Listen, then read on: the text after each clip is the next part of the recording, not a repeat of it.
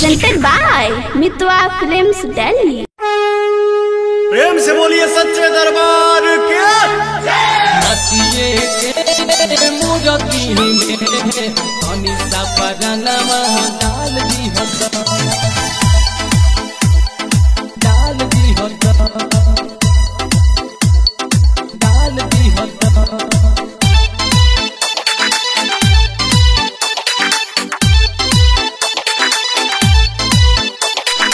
माटिए के मूर्ति में तुम्हारू परनमा डाल दी माटिए के मूर्ति में अनिसा परनमा डाल दी हंसिए के बोलती सेवा कहाँ से हंसिए के बोलती सेवा कहाँ से पैसनों की सजा दी माटिए के मूर्ति में अनिसा परनमा डाल दी माटिए के मूर्ति में अनिसा परनमा डाल दी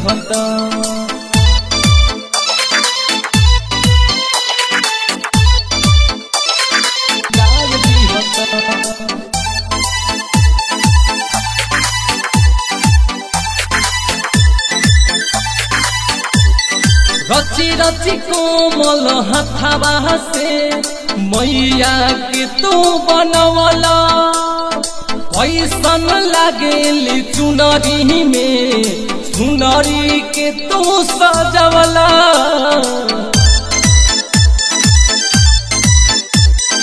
चुनरी के तू सजवला रची रची कोमल हथवा से मैया के तू बनवला कैसन लागेली चुनरी में सुनरी के तू सजवला सुनरी के तू सजवला सुनरी के तू सजवला भगवो भी डोले लागे हाल दी अनिसा परनमा डाल दी माटिए के मूर्ति में अनिसा परनमा डाल दी हंसिए के बोलती सेवा कहाँ से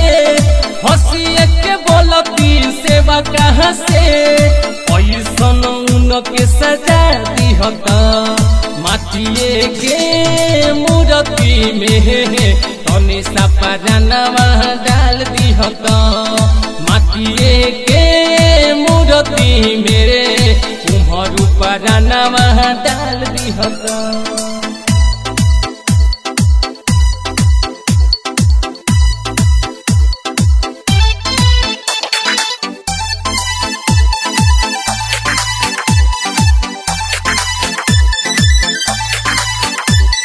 लागो तक मनो कमीना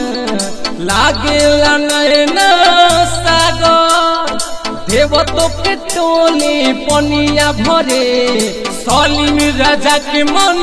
लागल सलीम राजा के मन लागल लागो तक मनो कमीना लागेला नैना सागर देवतो के टोली पनिया भरे अजू खान के मनवा लागो अजू खान के मनवा लागो सलीम राजा के मन लागो सुनील परतोष के बोल दी अनिसा परनमा डाल दी माटिए के मूर्ति में अनिसा परनमा डाल दी हंसिए के बोलती सेवा कहाँ से हंसिए के बोलती सेवा कहाँ से पैसन उनकी बना दी माटिए के मूर्ति में तुम्हारू परनमा डाल दी माटिए के